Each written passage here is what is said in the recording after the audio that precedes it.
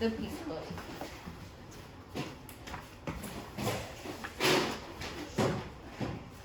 Peace is making new friends. Peace is keeping the water blue for all the fishes.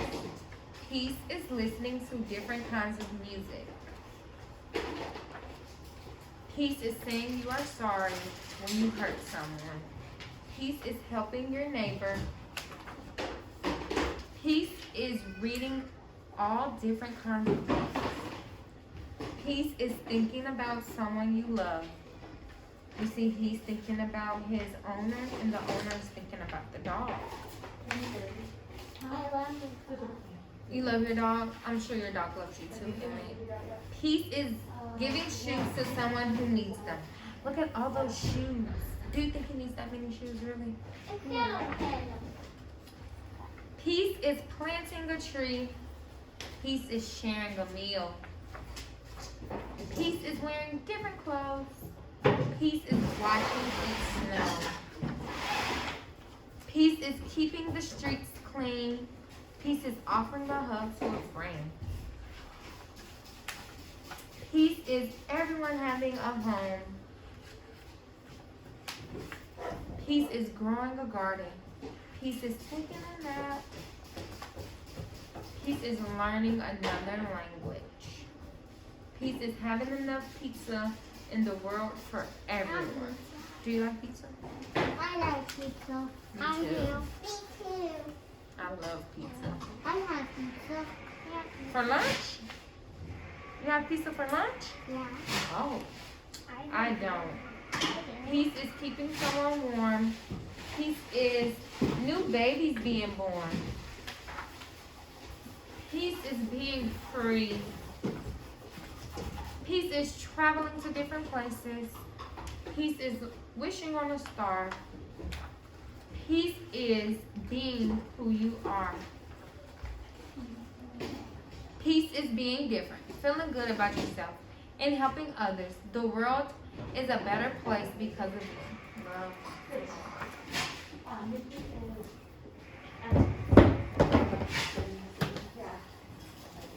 Zeke and the Hanukkah miracle. Since the beginning of time, animals have felt sad at summer ending when night comes early and earlier each day. No one was sadder than the Zeke, a gigantic yellow bird with huge red wings and a purple feathered forehead, who lived on top of the mountain. When the days were short, Zeke didn't feel sleepy at sunset. Even worse, Zeke couldn't see to make his dinner. He couldn't tell if he was picking up a cucumber or an ear of a corn. Yuck! The Zeke grumbled. I hate cucumbers. Do you like cucumbers? I love cucumbers. Levi, do you like cucumbers? I like pickles. Okay. I like cucumbers. Me too. Me too. But Zeke decided he needed light in the evening. But where could he get it? I know. Zeke flicks his wings and dens. He loved coming up with good ideas. I'll get some fireflies. Do you think the fireflies are going to be okay with that? No, I'm not. Not at all. The Zeke flew to a warm, wet place and chased fireflies with a net. That wasn't nice. But when he got them back to his nest, they didn't glow. What's wrong? He cried. We don't like being stuck together in a net, the firefly said. Let us out and we'll share our lights. That sounds fair, the Zeke said. He opened the net and all of the fireflies flew away. Wait! The Zeke cried. The firefly was gone. He needed another idea. I know, the Zeke said. I'll get some lantern fish. They can't fly away. The next day, he stood in the ocean. Zeke was so huge, the water come up to his knees. As soon as he saw the bright light from the lanternfish, he scooped them up into a pot. "Give me light," the Zeke commanded. "No," the lanternfish said. "We don't like it in here." The Zeke begged for hours. But the fish refused to share their light with him. He needed another idea.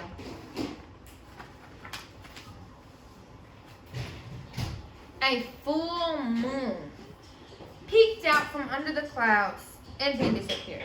"That's it." The Zeke flipped his wings. "I'll catch the moon." Do you think that's a good idea? No. He flew up into the sky with a huge piece of rope, and he tugged and tugged. The Zeke was the biggest bird on earth, but he couldn't budge the moon. "What am I going to do?" The Zeke plopped down in his nest, discouraged. He had done everything he could on his own. It's time to ask God for help. The next day, the Zeke flew to Mount Sinai, the special place where he always talked with God. "I can't wait to eat dinner. I can't seem to eat my dinner," the Zeke complained. "You're right," God's big voice rumbled through the clouds. "The days are short this time of year. Will you fix it?" "No," God said firmly, "but I can make it easier to bear."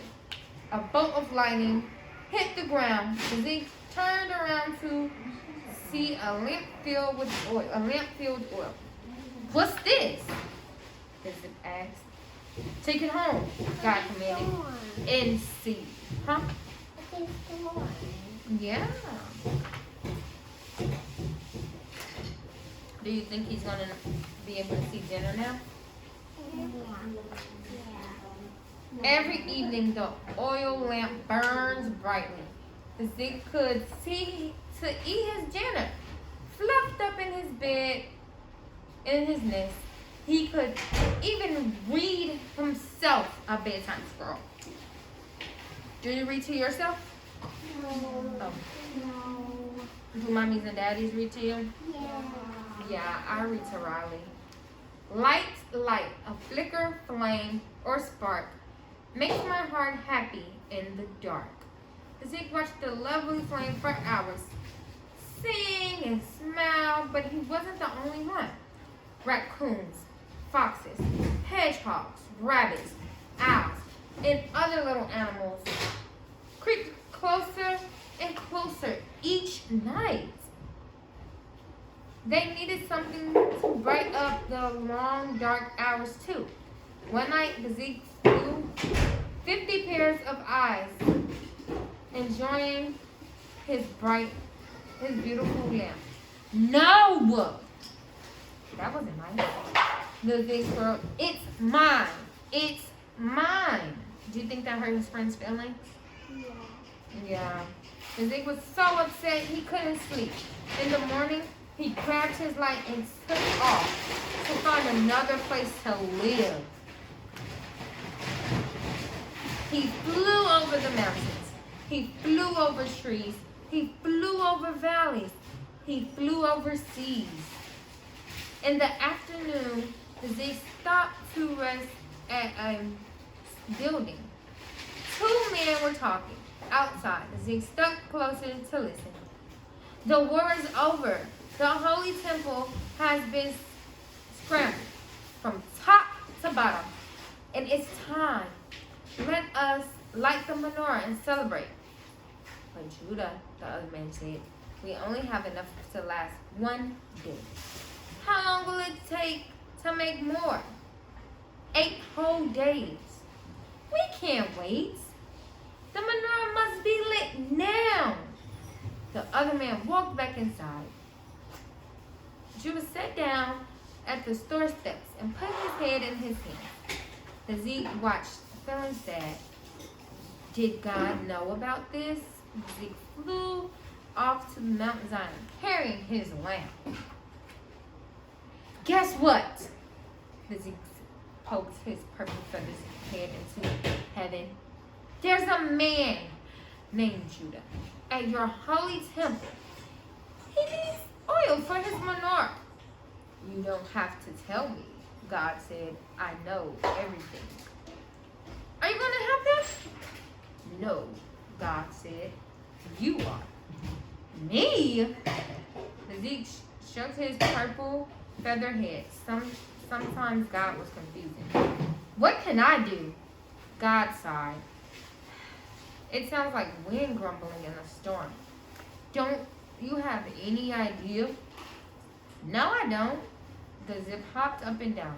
That's why I'm asking. God was silent for a few moments. Have you thought about sharing? Sharing? What can I share? The oil in your lamp, said God quickly. No, the Zeke cried. I want my light. It's mine. It's mine. That's not a nice way to talk to God. Zeke flew away from Mount Zion without saying goodbye. He had never disobeyed God before, but God never asked him to do anything this hard. Mine, Zeke sobbed. Mine. Zeke was crying so hard he couldn't see in the dark. He was headed straight to the holy temple and about to crash into the ceiling. But just at last second, Zeke saw the seven branch menorah shining through the open door. Whoops! He swerved and hit the temple steps instead. Zeke tiptoed up to the front door. He watched the light dance on the temple walls and ceiling. Pretty!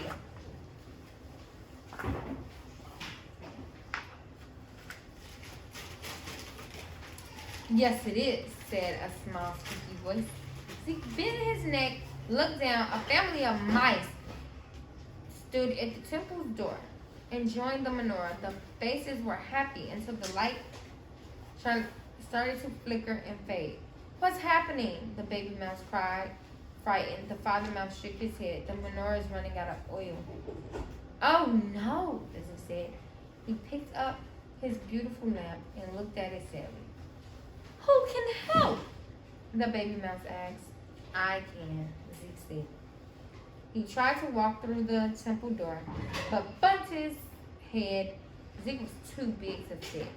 Will you take it for me? We'll take it for you, mice said. Together, the mice family dragged the oil lamp up to the menorah, and Owl flew in to help them. Soon the light was burning brightly as before.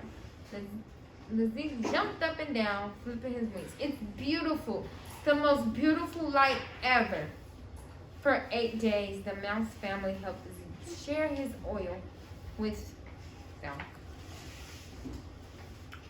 On the 9th day, he rushed up to the temple steps with a jar of oil. It's a miracle.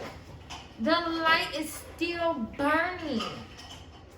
Zeke picked his lamp up and flew back to his nest. All day he moped on his mountaintop. What would he do when it gets dark? There was only a little bit of oil left in his lamp.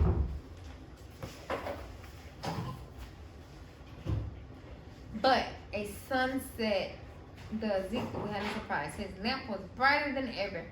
The Zeke could see to make his dinner. He could fluff his bed and read his scrolls. Everything was just as it had been before, except the night when the hedgehog, the fox, the raccoon, and all the little animals tiptoed up to his house. The Zeke invited them in. Together they watched the lovely flame dance in the dark. Lights light a flicker, flame, or a spark. Make my heart happy in the dark. The end. Do you want to read one more? No. Am I reading one more to them? Yeah. Okay. Yeah, if you want to, yeah. Thank you. Do you guys want another book? Yeah. Everybody said yes except for Emmett. You said all said yes except for Emmett? Yeah. Emmett, we're going to read another book. Anybody go to wash your hands? Let's read this. Let me. I got it. Lucky the lucky dog. I can do Lucky the lucky dog. I am one lucky dog. Imagine a mutt like me picked as a Hanukkah present. It happened one day in December when a family walked into the shelter. A mom, a dad, and two kids, Zoe and Zach. Zach said, I want a big dog. Uh-oh, I thought, I'm not big. But Zoe said, I want a little dog that fits in the dog stroller. I tried to curl up as small as possible, but I'm not little. Then Mom said, let's compromise and look for a medium-sized dog. Yippee! That's me! I danced around and wagged my tail. Finally, they noticed me. Dad said, look at this one. He's playful, medium-sized, and golden brown like a fried Laka. And that's how it happened. They took me home on the first night of Hanukkah. Okay, there you go. I'm a lucky dog. As we came into the kitchen, something smelled delicious. What do you think it smelled?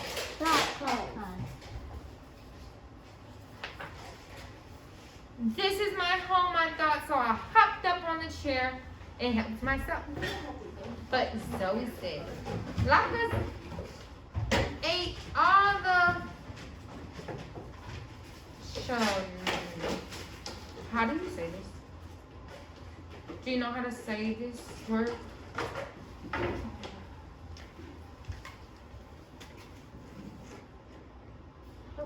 Just say fried donuts.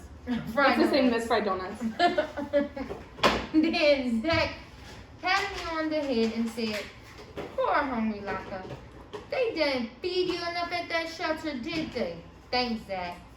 I'm one lucky dog.